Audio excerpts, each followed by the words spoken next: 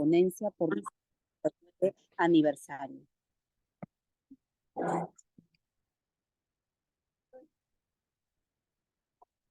Como primer ponente en esta noche tenemos a la doctora Paola Fano Castro, quien es egresada de la Universidad Nacional Federico Villarreal. Tiene una maestría en ciencias con especialidad en alimentos. Doctora en salud pública, especialista en la verificación de la implementación del sistema HACCP y sistema de calidad y seguridad. Capacitadora y auditora en inocuidad alimentaria, Códex, HACCP y asuntos regulatorios nacional e internacionales. El día de hoy nos orientará con el tema Tendencias en la industria de alimentos. Doctora Paola, bienvenida a esta semana de aniversario de nuestro capítulo. Gracias, buenas noches con todos. Agradezco al capítulo y al colegio por la invitación. Y para mí es un placer poder compartir con ustedes un poco de las tendencias en los temas de inocuidad alimentaria dentro de la industria. ¿Sí se me escucha bien? Sí se escucha, doctora. Perfecto. Entonces voy a proceder a compartir para poder dar inicio a la charla.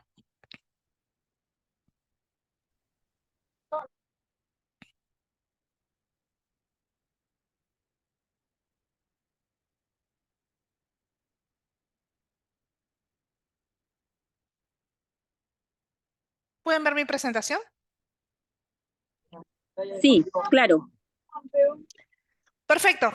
Vamos a dar inicio y vamos a conversar un poquito sobre las tendencias en inocuidad alimentaria. Bueno, lo primero que tenemos que tener claro es cómo está, ¿verdad? Conformado nuestro sistema de inocuidad alimentaria en el país. Y en el país nosotros contamos con 3 autoridades sanitarias. ¿Por qué es tan importante esto? Porque independientemente del rubro donde nosotros nos desarrollemos, tenemos que saber que en base a las diferentes líneas de proceso hay alguna autoridad o algunas de estas autoridades, dependiendo qué líneas tenemos, bajo las cuales nos tenemos que regir. Ministerio de Salud a través de DIGESA. ¿Sí? Es la autoridad sanitaria en alimentos industrializados, a excepción de los hidrobiológicos. El Ministerio de la Producción a través del SANIPES ve toda la cadena, tanto producción y procesamiento primario como alimentos industrializados, pero solamente hidrobiológicos. Y el Ministerio de Agricultura a través del SENASA ve todo lo que es producción y procesamiento primario de alimentos, incluyendo piensos. Todos estas autoridades y sus sistemas de inocuidad están conformados dentro del Sistema Nacional de Inocuidad de los Alimentos y se reúnen teniendo en cuenta a la COMPIAL, es decir, la Comisión Multisectorial Permanente de Inocuidad de Alimentos, que DIGESA llega a la Secretaría Técnica, digámoslo así, se reúne cuando hay alguna consulta en especial, cuando hay intereses en particular, que tengan que atender donde se pueda tratar el tema de inocuidad de alimentos de las 3 autoridades. ¿Qué es importante poder ver? A ver, todo lo que es proceso primario, SENASA y SANIPES, de acuerdo a sus competencias. SENASA, todo lo que no tiene que ver con hidrobiológicos, y SANIPES, todo lo que tiene que ver con hidrobiológicos. ¿Qué significa el procesamiento primario? Aquel donde no ha habido una transformación del producto, ¿sí? Donde ha habido, por ejemplo, un corte, una división, una conservación por frío, pero no hay una transformación. Cuando ya hablamos de la adición de aditivos, transformación, etcétera, ya estamos hablando de una industrialización. Y aquí sí entra DIGESA y SANIPES para el caso de hidrobiológicos. ¿Por qué? Porque las conservas de pescado ya pasan por una transformación. Eso ya es competencia del SANIPES. Entonces, si cuando nos preguntan, ¿qué autoridades sanitarias tiene el Perú? Solo tiene 3. Las demás tenemos otros tipos de autoridades. Autoridad en rotulado está en Indecopi, la autoridad en etiquetados nutricionales y en vigilancia nutricional está el Centro Nacional de Alimentación y Nutrición, ¿sí? Las autoridades o gobiernos locales o regionales están las municipalidades y tienen competencia. Pero autoridades sanitarias en el Perú solamente son 3, las 3 que acabamos de mencionar. SANIPES, DIGESA y SENASA. Los gobiernos locales, ¿no? Tienen un tema sobre la distribución, sobre el comercio, sobre transportes que tienen que ver con los temas de distribución. Y por supuesto, no podemos olvidar parte de la cadena a la parte de nosotros, los consumidores. Independientemente de dónde nos desarrollemos, todos somos consumidores. ¿Cómo se divide este rol? Ya nos queda claro que las autoridades sanitarias son tres, pero existen otras que vamos a ver en el mercado y que como industria tenemos que saber cuáles son sus competencias, qué nos emiten, a qué nos tenemos que regir. Por ejemplo, DIGEMIT es la autoridad en los temas de medicamentos y drogas y suplementos alimenticios. ¿Sí? Entonces, en un registro sanitario de estos tres productos, ¿no? Lo va a tener que ver la DIGEMIT. El etiquetado. Pese a que estas autoridades, incluyendo SENASA, te van a pedir un proyecto de etiquetado, etcétera, no es función de ellos rotular etiquetado. En el Perú contamos con un instituto que dentro de sus funciones ve el etiquetado y es el INDECOPI, ¿no? Instituto de Defensa de Competencia y Protección Intelectual. En temas normativos, que también conversamos, nos preguntan y muchas veces me siguen preguntando, incluso hasta en algunas asesorías, ¿prima una NTP o prima una norma sanitaria? Las normas sanitarias y los reglamentos técnicos, estamos hablando obviamente también las leyes, son de cumplimiento obligatorio. ¿Sí? Ya sea esta norma sanitaria una resolución ministerial, un decreto supremo, un decreto legislativo, ¿correcto? Incluyendo una resolución jefatural. En las normas sanitarias, valga la redundancia, su objetivo es la protección de la salud, la sanidad, ¿sí? Vegetal o animal. Entonces, no hay ni vuelta que darle, chicos. Esto es de cumplimiento obligatorio. Los reglamentos técnicos, como el reglamento de bebidas alcohólicas, como la norma metrológica peruana para temas de etiquetado, también son de cumplimiento obligatorio. Pero, ¿qué ocurre con las demás? Como por ejemplo las normas técnicas peruanas, que hay muchos comités a través del INACAL, donde muchas empresas, una plataforma público y privada, realizan trabajos, ¿no? Esta tiene una finalidad de homologación, es decir, de buscar estándares en común para hacer una competencia más leal, para lograr una estandarización, ¿correcto? Pero no son de cumplimiento obligatorio. Solamente una NTP pudiese ser obligatorio si es que a través de una norma sanitaria hacen esa obligatoriedad. En tal caso, es de cumplimiento voluntario. Es decir, ante cualquier tema de una vigilancia sanitaria por cualquier autoridad, no nos podrían sancionar por el incumplimiento de una NTP. ¿Y cuáles son los roles y responsabilidades de cada una de las partes de la cadena? Pues dentro de la parte de las cadenas alimentarias existen tres grandes componentes: gobierno, industria y consumidores. Cada uno con sus funciones y es muy claro poderlo tener. El gobierno, perdón, el gobierno es el encargado, es el ente rector, por ende es el encargado de emitir el marco normativo. Normas que deben ser claras de cumplimiento, que nos deben decir qué y cómo hacerlo. Y acá sí tenemos un debe como país, y un debe en donde a través de los colegios profesionales, los diferentes gremios, debemos solicitar a las autoridades para que sean siempre muy precisos. Lo peor que puede existir una norma es generar vacíos, porque ese vacío a la larga en una fiscalización, en un proceso de intervención, en una vigilancia, se pudiese convertir en una discrecionalidad técnica. Entonces, el gobierno, a ser el ente rector, es el que emite, ¿correcto?, cuáles son los lineamientos bajo los cuales se deben llevar a cabo cualquier tipo de función, fiscalización o producción. Entonces, ya saben, claro, la parte privada, es decir, la parte industrial, qué y cómo debe hacerlo.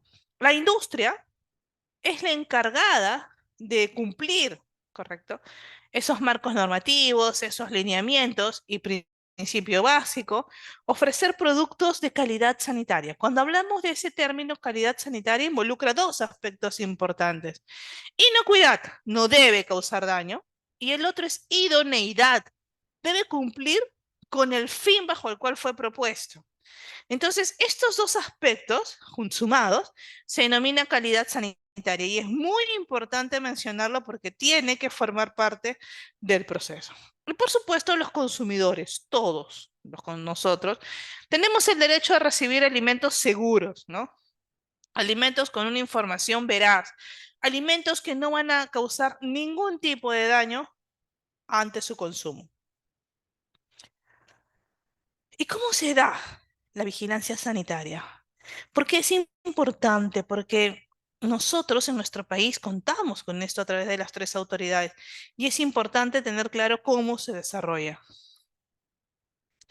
En el caso uno, ¿no? Tenemos la vigilancia sanitaria, por ejemplo, ante cualquier tema de por ejemplo, la vigilancia ante un tema de un registro sanitario. Entonces, cuando solicitan, dentro de nuestros procedimientos existen dos tipos de procedimientos, los de aprobación automática y los de aprobación previa. ¿Qué significa aprobación automática y aprobación previa? La aprobación automática significa que al presentar el expediente debiésemos otorgar. Si bien es cierto que a través de las normas el caso del registro sanitario debiese ser por aprobación automática, pasa por ahí una evaluación. Sin embargo, la autoridad está sujeta a un principio que se denomina principio de presunción de veracidad. Cuando uno solicita un registro sanitario es un trámite netamente administrativo, ¿sí? Que en un momento el registro sanitario se otorgó, ¿sí? Este procedimiento para tener un catastro de las posibles y tener un catastro de las empresas y los productos que están en el mercado. Pero luego están sujetos a una vigilancia. ¿Sí? ¿Qué significa esto? Vigilancia post-registro sanitario. Las autoridades verifican de oficio que lo que han dicho es correcto. Entonces, la ley 27444, la ley del procedimiento administrativo general, obliga a verificar de oficio mediante un sistema de muestreo la autenticidad de documentos, las declaraciones que han presentado y poder comprobar que esto es veraz. ¿Qué pasa si se detecta un fraude o una falsedad en la declaración? Pues las autoridades tienen que notificar al administrado para que el administrado haga los descargos respectivos y definitivamente se puede declarar la nulidad del registro sanitario o la suspensión. En el peor de los casos, la cancelación del registro sanitario y esto conlleva a un retiro del producto en el mercado. ¿Cuánto se debe realizar? Por lo menos a un mínimo de un 10% de las empresas que se registran en el mes. Y acá también hay otro debe, porque al seguir un proceso tan centralizado, es muy probable que no se vaya realizando. Entonces, es importante que estas vigilancias se realicen bajo la clasificación del riesgo, ¿no? Una clasificación del riesgo del producto. ¿Se debiesen incluir también a los gobiernos regionales? Sí, el objetivo es que al ser criterios únicos de emisión, al estar basados en un marco normativo, se incluyan a las gerencias regionales de salud o a las direcciones regionales de salud para poder tener mayor abarque, ¿verdad?, en el sistema de vigilancia y monitoreo. ¿Qué otro sistema tenemos? Y también es importante mencionarlo. Pues tenemos el caso de la posvalidación técnica. Y en el caso de la posvalidación técnica, es comprobar que las empresas mantengan las mismas condiciones bajo las cuales se otorgó la validación técnica. Aquí ya no estamos hablando de un procedimiento de aprobación automática. Este es un procedimiento de aprobación de evaluación previa. Es decir, antes de que las autoridades otorguen la validación técnica, las empresas han pasado por un sistema de inspección, tanto documentaria como inspección in situ a las plantas. Por ende, hay un control sobre los procesos. Hace 3 años sacaron actas de inspección por líneas. Entonces, yo siempre sugiero a las empresas que incluso sus procedimientos de inspecciones o auditorías internas las hagan en base a estas actas de inspección, porque eso permite realizar un mejor control del trabajo que vienen llevando. ¿Y cuáles debiesen ser los criterios para la selección de establecimientos con fines de vigilancia sanitaria? Siempre el objetivo tiene que ser con un enfoque basado en riesgo. Esto es muy importante porque esto permite a las empresas poder focalizar cómo van a ser sus actuaciones. Entonces, tienen alimentos de alto riesgo, ¿sí? Derivados lácteos, productos de pastelería, embutidos, ¿no? Comidas y platos preparados que no requieren cocción, papillas, por ejemplo. Entonces, se consideran alimentos de alto riesgo. También tenemos los alimentos que van a ser consumidos por una población infantil o por población vulnerable, ¿sí? Entonces ya tenemos que los criterios de clasificación para dar este enfoque en riesgo es por el tipo de producto y por la población a la que van dirigida o por la materia prima utilizada.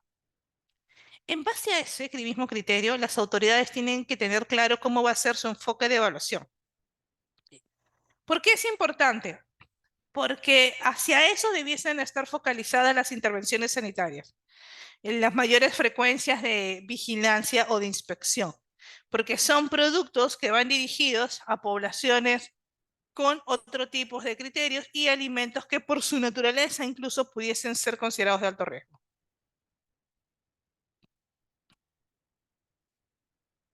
¿Qué comprende una vigilancia sanitaria? Y ojo con el término, porque muchas veces me han preguntado, Paola, pero me han caído una vigilancia sanitaria, me tocó una vigilancia sanitaria en mi planta y no me avisaron. No tienen por qué avisarles. Sí tienen que identificarse el auditor oficial, ir debidamente representado con una carta de presentación y por qué está haciendo, pero no tiene por qué avisarles, porque las vigilancias sanitarias son de oficio. Y se entiende que al haber un marco normativo y al haber procedimientos, las empresas tienen que saber cuáles son las condiciones bajo las cuales pueden procesar y deben procesar. Entonces, esta vigilancia sanitaria abarca una verificación periódica de los establecimientos. El objetivo es que en esta matriz de vigilancia sanitaria las autoridades tengan mapeado por riesgo para poder establecer qué empresas son las que van a verificar, ¿sí? Y teniendo como el historial, ¿no? Ese sería lo más correcto. Hay empresas en nuestro país que no tienen, o sea, la norma, en el caso de HACCP salió hace muchos años, salió en el 2006 para ser más precisos, y dio un plazo de 2 años. Quiere decir que hace 15 años, en el 2008, la normativa salió en mayo, pero el texto en junio, el cumplimiento de HACCP es obligatorio. Posteriormente, en el 2014, sale una adenda al 007 y se emite que las empresas que elaboran productos de bajo riesgo pueden tener PGH, ¿no? O sea, principios generales de higiene. Entonces ya tenemos que las empresas obligatoriamente tienen que tener 2 certificaciones. HACCP, así sea una pyme, si es que mi producción es de alto riesgo. Es decir, las líneas de productos que elaboramos. Y PGH, si es que solamente son de bajo riesgo. Pudiese tener, es decir, pudiese ser una panificadora y estar sujeta a PGH, pero pudiese tener HACCP, sí, claro. Eso ya es algo voluntario, pero quisiéramos estar validados con HACCP. Y es permitido, ¿sí? Pero es muy importante que como empresa tengamos claro, dependiendo nuestras líneas de producción, cuál es el sistema que nos corresponde. ¿Qué involucra una vigilancia sanitaria? Literal, es un proceso de auditoría, es una inspección sanitaria. Entonces se tienen que verificar todas las condiciones sanitarias de proceso, los layouts, las infraestructuras, los aparatos, los equipos, ¿correcto? Entonces, cuando yo sugiero que las auditorías internas sean en base a los checklists que tienen las autoridades, es porque estamos preparados a que nuestras actividades, ¿verdad? De vigilancia, nuestras inspecciones, deben corroborar que nuestra empresa trabaja bajo el paraguas de un marco normativo, ofreciendo productos de calidad sanitaria hacia el consumidor. ¿Qué se verifica? La aplicación de los principios generales de higiene, ¿no? De acuerdo a lo que establece el marco normativo, y, de ser el caso, la aplicación de los principios del sistema HACCP también en base al cuadro normativo. Entonces es muy importante tener claro cuál es el tipo de autoridades, cuál es el tipo de sistema que debemos de tener implementado en base a nuestras líneas de proceso. ¿Qué más se verifica? La veracidad de las informaciones, de los registros, de los manuales, de los procedimientos, ¿sí? Entonces nosotros vamos a verificar que, por ejemplo, es una planta que está acostumbrada a llevar un tema de registros, de procedimientos en base a lo que viene realizando. Operativamente, ¿no? Comprende un recorrido por todas las áreas del establecimiento en base a su diagrama de flujo, en base a su layout de producción. Entonces, literal, una vigilancia sanitaria es una evaluación completa, ¿verdad?, al establecimiento para poder conocer las condiciones. Y vuelvo a repetir, las vigilancias sanitarias son inopinadas. Entonces es importante porque hasta la fecha, pese a que ya han pasado muchos años de que está el marco normativo, las empresas se siguen preguntando, oye, pero es que no me avisaron que venía. No te tienen por qué avisar. Las vigilancias sanitarias son de oficio. Se verifica también la aplicación de las BPM, ¿no?, y las condiciones sanitarias que aplica el personal respecto al producto, ¿no? Esto van a estar en su manual de buenas prácticas de manufactura, en las condiciones de proceso. Entonces es importante también ver cuáles son las condiciones sanitarias bajo las cuales tanto el personal como las instalaciones vienen procesando. Luego de esto, el inspector formula un acta, ¿no?, aceptando todas las observaciones o no conformidades encontradas, que obviamente durante el desarrollo de la inspección las ha ido comentando. Entonces, esa acta de inspección sanitaria es la que va a llevar todos los hallazgos negativos, de ser el caso, que se hayan podido encontrar, para poder las empresas presentar un cuadro de solicitud de acciones correctivas. El inspector está en la capacidad de poder pedir cualquier tipo de documentación que esté dentro del alcance de la inspección sanitaria. Es decir, durante la inspección sanitaria, el inspector va a verificar que, por ejemplo, los extintores estén vencidos, no, salvo que sea una inspección de salud ocupacional. Pero si no, sí va a poder verificar, pedir registros, pedir documentación, pedir la trazabilidad. Es muy importante. Entonces, todo esto va a estar consignado dentro del acta de inspección. Tengo una pregunta, no, ok.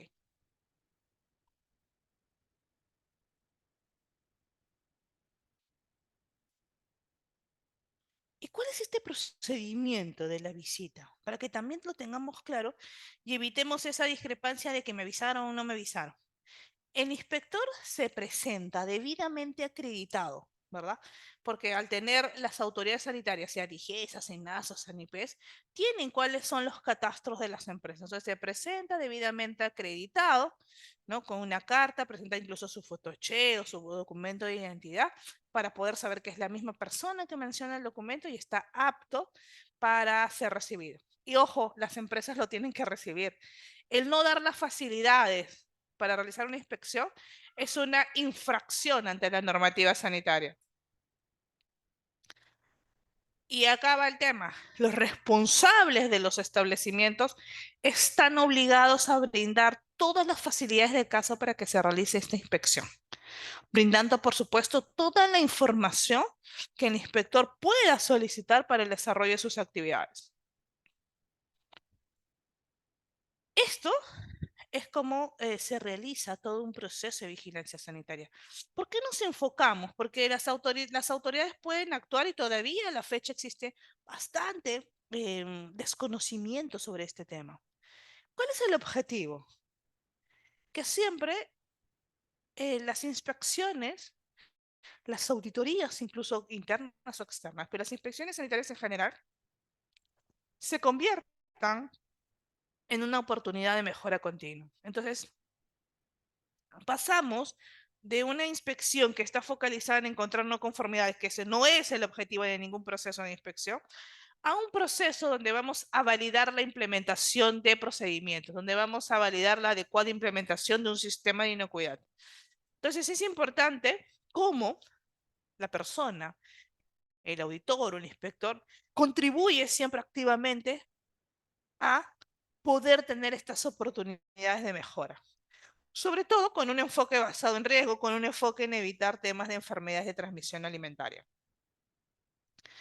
¿Y cuál es el rol de la autoridad? Tenemos dos tipos de inspecciones. Cuando hablamos de la inspección reglamentaria, ¿no? Ves, hay una inspección con un enfoque más antiguo, está más basado en corregir problemas, ¿no? Pero no necesariamente en un sistema preventor. Entonces, por ende, va a ser más énfasis en las medidas reactivas o correctivas que en las medidas preventivas. Y cuando hablamos de una inspección basada en riesgo, y acá hay un manual de la FAO, muy interesante, gratuito además, lo pueden buscar por las páginas de internet o en las mismas FAO, que es el Manual de Inspección de Alimentos basado en riesgo. ¿Por qué es importante? Yo siempre les sugiero que lo lean, porque ayuda muchísimo también a cómo tú dentro de una industria puedas tener focalizadas estas maneras de actuar. Porque clasifica las inspecciones, ¿verdad? Según el riesgo. Y hemos visto criterios para poder tener riesgos en la aplicación, en la caracterización de las líneas de proceso. Asigna prioridades, ¿no? En consecuencia, justamente con el tema del riesgo. Orientada siempre a ver mejoras en problemas de inocuidad. Orientada más a sistemas de prevención que de reacción. Y por supuesto, desde este punto de vista, hacemos que nuestro personal, algo cuando siempre trato de sugerir, nuestro personal se mete al chip que cada decisión que se tome esté basada en una evaluación de riesgo. ¿Qué ha venido pasando un poco en los últimos años con respecto a nuestro marco normativo y no podemos dejar de lado? Bueno, ha venido una atmósfera un poco oscura, ¿verdad? Entonces, en los temas de inocuidad de alimentos, hemos tenido un debilitamiento muy grande en la emisión de los marcos normativos. Un clarísimo ejemplo, y que incluso lo quieren modificar, esperaría que no, porque va a generar un daño muy fuerte en la industria, fue el tema de los famosos octógonos, la ley de alimentación saludable, una ley que salió en el 2013 y que el manual terminó saliendo en el 2018, con fechas de implementación hasta el 2021, que necesitó prácticamente traductores, ¿no? Porque salió hasta en 3 etapas, donde el Ministerio de Salud cada vez iba aumentando más las preguntas y respuestas ante los vacíos que generaba el marco normativo. Entonces, no podemos dejar de lado que existió, y siento que todavía existe, una atmósfera regulatoria no adecuada. ¿Sí? Poco diálogo con la industria, las autoridades sumamente alejadas de la industria, lo cual eso no debiese ocurrir. Acá incluso la FAO es muy clara en decir que industria y gobierno son socios estratégicos. Cuando eso se entienda adecuadamente, vamos a poder lograr muchas más cosas. Una coyuntura populista. Hay un término que no se debiese dar. Creo que todos somos conscientes cuando hay un retiro en una industria de alimentos. Pero los retiros se dan. El FDA, uno tiene incluso una cápita que se llama Recruitments, donde uno se puede inscribir y vas viendo todos los retiros que en el FDA se hacen, incluso hasta diarios y hay retiros voluntarios. ¿Sí? Acá tenemos un tema mediático. La empresa X puso en el mercado tal producto que puede, y se generan noticias por 2, 3, 4 días. La gran pregunta es, ¿y después qué pasó? Porque todos, al ser consumidores, todos nosotros, nos quedamos con esa percepción de decir, ¿qué ocurrió? ¿Sí? Entonces hay una coyuntura populista. Lo peor de una comunicación de riesgos es que genere pánico en la población, miedo en la población. Lo peor que puede ocurrir. Y eso pasa cuando no está bien estructurada. Como lo venía mencionando, un déficit en la calidad regulatoria y por ende esto se viene demostrado en un déficit o una debilidad institucional. Ya tenemos claros cuáles son nuestras autoridades sanitarias y una incertidumbre regulatoria muy grande. Se emitió el decreto legislativo 1222 donde se anulaba el registro sanitario, pero como no tenía reglamento quedó derogado. Ahora se quiere reactivar el 1290 donde se emite el registro sanitario y hay que esperar que sale para poder. La ley ya salió, no hay reglamento, por lo tanto es inaplicable, ¿verdad? Pero estamos esperando qué va a salir en ese proyecto de reglamento para ver si en verdad es que quitan un procedimiento y no aumentan 10, ¿no? Acuérdense cuando se salió las noticias del chocolate que no eran chocolates. Nuestro marco normativo es muy claro. Si no tenemos normas específicas, nos acogemos a lo que establece el Códex Alimentario. Incluso el Código de Defensa y Protección del Consumidor lo tiene también claro. Para el caso de chocolate tenemos normas Códex. ¿Cuándo es un producto dietético? ¿Cuándo es un suplemento? ¿Y quién lo controla? Un limbo ahí, ¿no? Que quieren hacer pasar alimentos que al final no son alimentos o no tienen un fin alimenticio. No necesariamente nutricional, pero sí alimenticio. Los productos dietéticos edulcorantes son productos farmacéuticos. Y acá si alguien, tú te importas, yo soy importador de un producto, si me los traigo, como los Dietary Supplements que se venden en Estados Unidos, con esa denominación de suplementos dietéticos, y eso no te da registro sanitario. Hoy te dicen, anda Digemit, y Digemit te dice, oye, pero es que esto no está dentro de mis funciones, no cumple, no está dentro de mi marco normativo. Lo voy a hacer la consulta al CEMIS, que es así como la Compial, pero dentro del Digemit, que se juntan una vez al mes para empezar a revisar expedientes. Y es por ende que un registro sanitario, la emisión de uno de estos pudiese demorar hasta años, ¿no?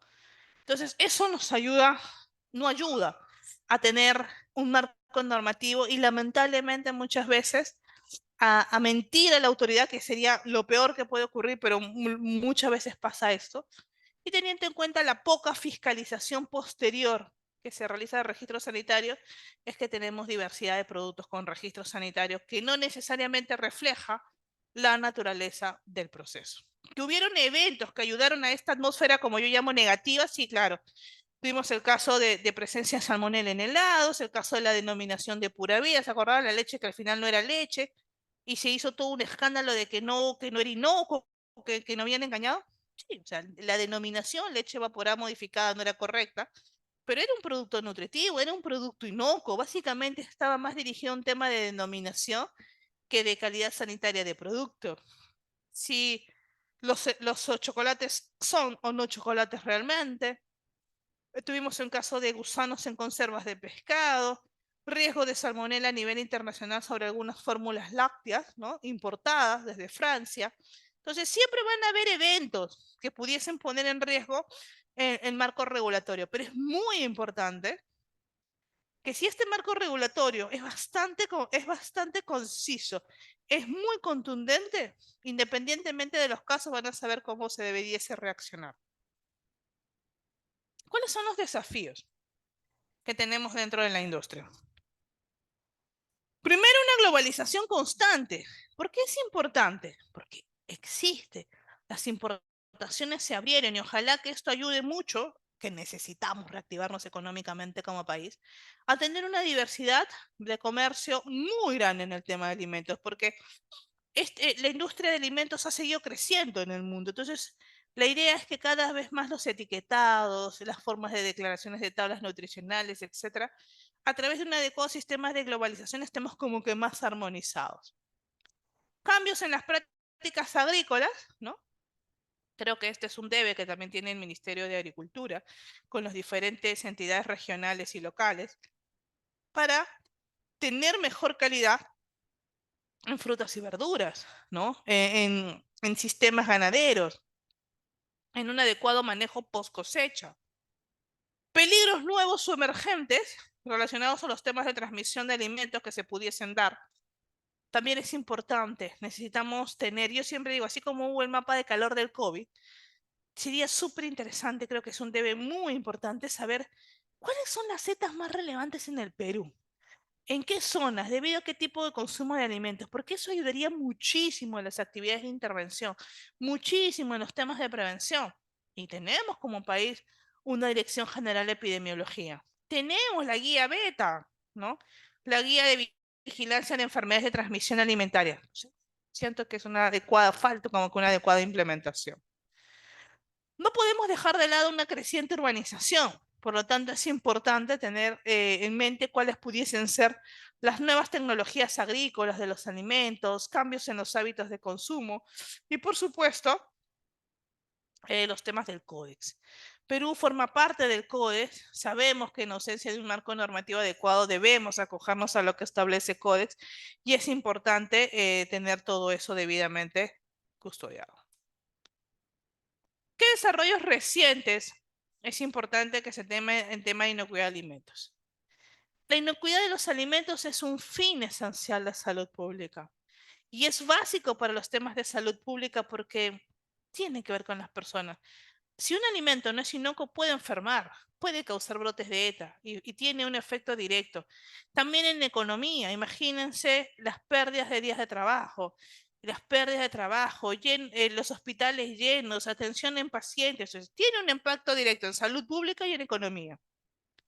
Y para lograr esto son necesarios sistemas efectivos, adecuados de inocuidad de alimentos. Esto, al tener un sistema ad hoc en inocuidad de alimentos, nos permite aumentar la confianza del consumidor. Los sistemas tienen que tener base normativa y por ende estas normas tienen que ser muy precisas. Y nos permite cumplir con acuerdos internacionales como los de medidas sanitarias, los acuerdos de comercio, ¿no? Y evitar siempre los obstáculos técnicos al comercio.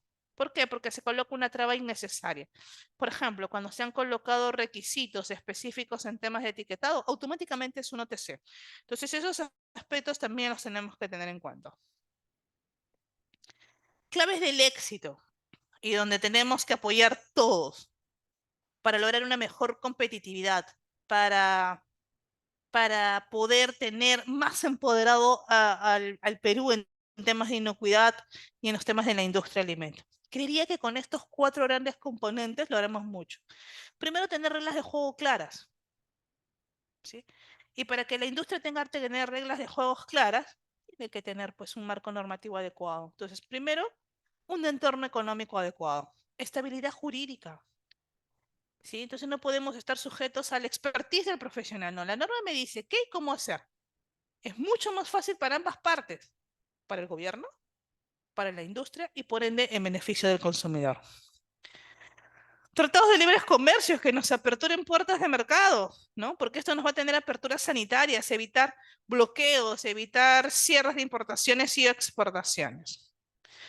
Entonces, mientras las reglas del juego sean claras, de todas maneras es un check en una de las claves. La otra compuerta, empresarios modernos y eficientes. No podemos hablar de crecimiento organizacional sin pensar en el ambiente, sin pensar en sostenibilidad, sin pensar que tenemos que tratar de mejorar nuestra huella de carbono, mejorar nuestro tratamiento del uso del agua, las emisiones al ambiente, etc. Entonces, las empresas cada vez, grande, mediana, pequeña, que empecemos a ir trabajando, no podemos dejar de lado los temas sostenibles, ¿no? Que en el Perú todavía seguimos medio en pininas, pero ahí vamos. Creo que es importante ver mayores actividades de éxito como caso Chile, caso Brasil, donde los temas de sostenibilidad están mucho más empoderados. Investigación y desarrollo. Las áreas de research en las industrias son sumamente importantes. El dueño de un producto es el área de ID, es el área que lo creó, el área que sabe cómo va a performar, los permisos o las autorizaciones que debe contar estos productos para estar adecuadamente puestos en el mercado. Personal competente y calificado, ¿no? Y acá es un trabajo de las industrias empezar a levantar perfiles de puesto de trabajo, porque eso nos va a permitir contar con el personal idóneo para las diferentes actividades. Y por supuesto, aprovechar y obtener productos de calidad y con alto valor nutricional, ¿sí? Teniendo en cuenta que el Perú, en unos temas alimenticios, con todos los tipos de alimentos que tenemos, con todo no podemos estar en un grado de anemia y desnutrición tan fuerte. Entonces, esto nos debe dar pautas a que debemos tener productos importantes para poder ir quitando un grave déficit que tenemos. Instituciones públicas sólidas, competitivas. Ya hablamos de las autoridades sanitarias, pero en general todas debiesen manejar idiomas similares, ¿no? No tener tantas demoras en las emisiones de autorizaciones, porque si no, literal se convierten en una traba, en un stopper, en vez de ser todo lo contrario. y una infraestructura adecuada, puertos, aeropuertos, carreteras, sistemas de comunicación. Todavía nosotros estamos empezando y hoy yo estoy un poquito fuera de Lima, pero hoy tuvimos un poquito de lluvia y ahí estamos con algunos envases. Esperemos que este fenómeno del niño no sea tan fuerte, pero es muy importante que en vez de estar esperando para saber cómo reaccionar, seamos sistemas preventivos. Pero para lograr estas cuatro mancuernas, que es importante, que creo que van a ayudar mucho en la competitividad de la industria, tiene que haber un trabajo en conjunto, un buen eslabón entre las funciones públicas y privadas. Eso en verdad es que va a ayudar mucho al trabajo. Y como siempre digo, y estuvimos enfocados un poquito en el marco normativo, si hay un vacío legal, hay bastante sistema de interpretación. Me encanta esa lámina, ¿no? Cuando te aprovechas de un vacío legal. No hay nadie que limpie, está descansando el gatito. Y literal, haciendo una analogía, pasa exactamente lo mismo. No hay nada prohibido si el marco normativo no me lo prohíbe per se. Lo demás queda a interpretación del marco normativo. Entonces, es muy importante poder saber cómo se mueve y cómo se mueve la industria, porque no podemos dejar de lado los que ya mencioné. O sea, la columna vertebral de cualquier trabajo siempre va a ser el marco normativo. Yo siempre sugiero, cuando hay sistemas y me invitan a poder dictar charlas, de todas maneras, en cualquier sistema de gestión o módulos o especializaciones o diplomados, el marco normativo tiene que ser uno de ellos. ¿Correcto? Muy bien, chicos, ahí están mis correos, pero quedo atenta si existe algún tipo de pregunta en base a lo que hemos conversado el día de hoy. Agradecemos su participación, doctora, en esta noche.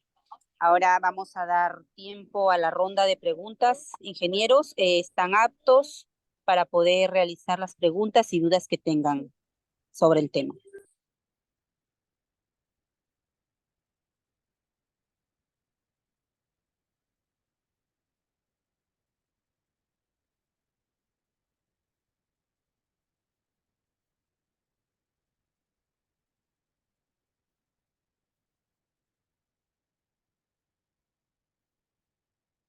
¿Quedó todo tan claro que no hay preguntas?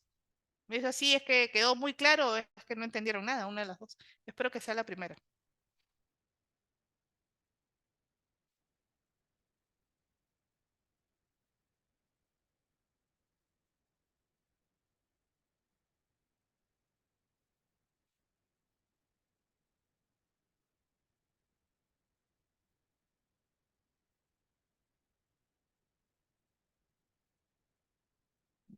Por acá creo que tengo un comentario. Me dicen que no están habilitados los micros. Pero si Bueno, no pueden, por chat, sí, ¿o pueden sí? levantar la mano, se le habilita su micro o escribir en el chat.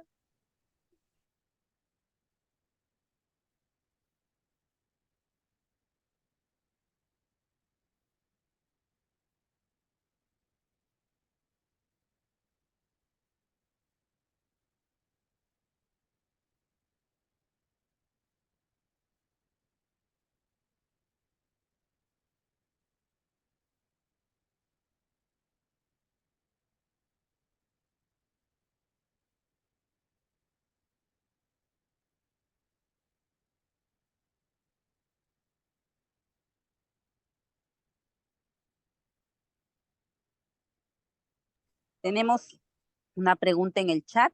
Dice Luz Estela Timaná. Buenas noches. Mi pregunta va en cuanto a registro sanitario. Está escribiendo.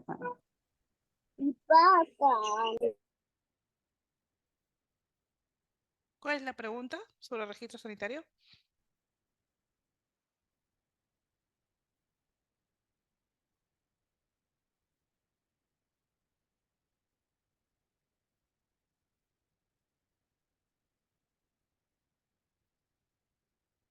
A ver, dice. eh, mm, ¿Qué ¿Qué alimentos alimentos, pueden? qué Le dejo su alimentos, espacio. gracias, qué alimentos pueden ser considerados de alto riesgo? Buena pregunta. Existe una normativa, la Resolución Ministerial 624 del 2015, donde te establecen cuáles son los alimentos de alto riesgo, ¿no? Por ejemplo, productos destinados a niños, productos lácteos, productos rellenos con carne. productos destinados a regímenes especiales. Entonces yo acá les sugiero revisen la resolución ministerial 624 del 2015 y esas les dicen cuáles son las líneas de procesos de alimentos de alto riesgo. En la parte de la denominación del producto, ¿es necesario describir sus ingredientes? Por supuesto que no. No. Eso es un exceso que en algún momento tuvo la autoridad sanitaria, se trató de muchos porque decían, por ejemplo, galletas, ¿no? De cereales andinos. Y si tenías 20, prácticamente querían que los 20 los coloques en la denominación del producto. Eso no es necesario. Pero sí en algunos tipos de productos donde uno hace una alegación distinta. Por ejemplo, si yo quiero decir, no sé, mermelada de fresa. Entonces, D, ¿no? Significa que obviamente es el producto de mayor preponderancia, ¿no? Entonces yo no puedo poner mermelada de fresa, y por supuesto que aparte iría en contra del marco normativo y saber que es una mermelada saborizada, ¿no? Entonces es importante también tener claro eso. Vamos a ver. Me refiero a lo que se ve en la consulta web del registro sanitario, sale solo el nombre del producto. En la consulta web solamente va a salir el nombre del producto. En la declaración de ingredientes no va a salir. Va a salir la denominación del producto y el nombre comercial, ¿no? Que es lo que sale en la web de los registros sanitarios. Lo otro no va a salir porque están sujetos a un principio de confidencialidad. Obvio, si lo compras en el mercado tú vas a poder leer, pero no vas a poder encontrar más allá de esto. Entonces te sale literal el formato de registro sanitario que emiten las autoridades. ¿Y la vigilancia sanitaria se hace también en los establecimientos o negocios o solo en las fábricas? Depende de las competencias, ¿sí? La vigilancia sanitaria es un proceso que va adecuado a las competencias de cada autoridad. En el caso de las autoridades sanitarias deben ser en base a sus competencias. O sea, una DIGESA no puede ir a un supermercado, por ejemplo, porque es competencia municipal. Sí puede brindar asesoría. ¿Cuándo iría? ¿Para el tema de juguetes o para el tema de alimentos? No, no es su competencia, pero sí podría ir acompañado, ¿no? Del municipio, porque el municipio solicitó el apoyo. A un mercado, no es competencia de IGES, es competencia municipal. A una tienda de abarrotes, es competencia municipal. La municipalidad puede entrar a una planta de alimentos si va a haber algo que está establecido en su ordenanza, pero no podría ir a ver, por ejemplo, el flujo de un proceso de producción, porque no está dentro del marco de su competencia de acuerdo a ley. Entonces, las vigilancias sanitarias las aplican, ¿no? También las pueden aplicar los gobiernos regionales o locales en base a su competencia.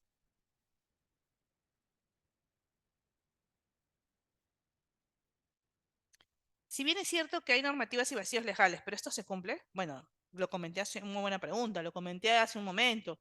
Las normas sanitarias se tienen que cumplir, son de cumplimiento obligatorio.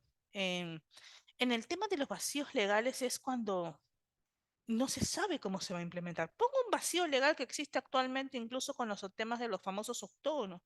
La declaración de grasas trans. Actualmente, digamos que el criterio final que ha venido aplicando el Indecopi es que si tú tienes menos de 0,5 de gramos de grasas trans por 100 gramos de materia grasa, no coloques el octógono. Pero eso sí es un criterio que ha aplicado el Indecopi a través de sus resoluciones. Eso no está en ningún marco normativo, ¿sí? Si ustedes nos vamos al cuadro de octógonos, el cuadro de octógonos se dice el control de grasas trans es a través de la norma respectiva. ¿Pero cuál norma? La norma de la 033 del 2016 no es una norma de etiquetado, es una norma de formulación. Y eso el Indecopi ya lo mencionó claramente. Respecto a alimentos de Jaliwarma, para los estudiantes a nivel nacional, según su especialidad, ¿qué falta? O se debería hacer para estar al 100% las empresas proveedoras con alimentos de calidad. A ver si te entendí un poquito la pregunta. ¿Qué se debiese hacer? Primero tener claro qué es lo que van a ofrecer, ¿no? Yo siento que una de las deficiencias de Jaliwarma es que no tienen claro cuál es el tipo de alimento que quieren ofrecer. Cuando recién salió, se creó Jaliwarma, quitaron todo lo que tenía que ver con fortificación. Y decían, no, es que se tienen que dar los mismos productos que comen. Mm, Acordemos que los programas sociales van dirigidos a poblaciones con necesidades especiales. Muchas de estas, quizás el alimento que se les otorgue en el colegio sea el único contundente, no me refiero a cantidad, sino en calidad nutricional que pudiesen recibir. Por lo tanto, yo sí soy de las ideas que los alimentos debiesen venir debidamente fortificados. Y para eso necesitamos un estudio, un perfil nutricional, algo que en el Perú no se ha realizado nunca, adecuado para poder saber qué tipo de alimentos se van a otorgar. No puedes dejar de lado también la parte de idoneidad, es decir, la parte sensorial. ¿Cómo le dan a un niño un alimento que no es agradable? Un pobre niño, en vez de comer correctamente, siente que es un castigo el poder alimentarse. Entonces, acá hay un estudio que se debiese de realizar más ad hoc, ¿no? Con profesionales obviamente adecuados y tener, si queremos en verdad combatir el nivel tan grande que hay en nuestro país desde nutrición y anemia, no lo vamos a hacer con normas de escritorio. No las vamos a hacer, chicos, con procedimientos que al final no atacan la causa raíz de un proceso. Entonces, para poder otorgar alimentos de calidad, en este caso tenemos que hablar los dos aspectos, calidad sanitaria. Inocuidad porque es idóneo, es decir, el alimento no debe causar ningún tipo de daño. Tiene que ser adecuado con el fin que se utiliza.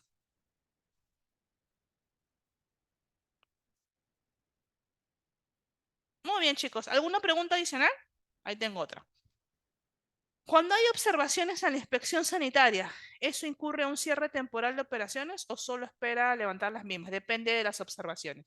Si es una observación que involucra un aspecto de trazabilidad, un aspecto que pone en riesgo la calidad sanitaria de los productos, sí, puede haber un cierre temporal o una suspensión de producción.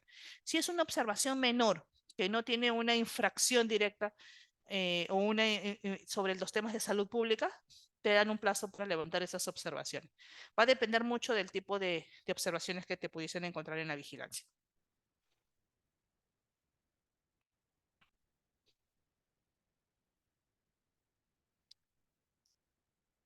¿Alguna pregunta adicional?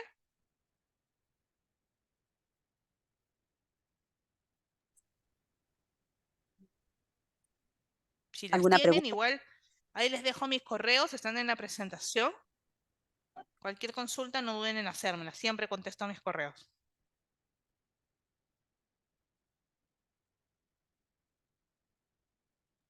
Muy bien, Ya me adjuntaron un certificado. Me lo hacen llegar por correo, gracias.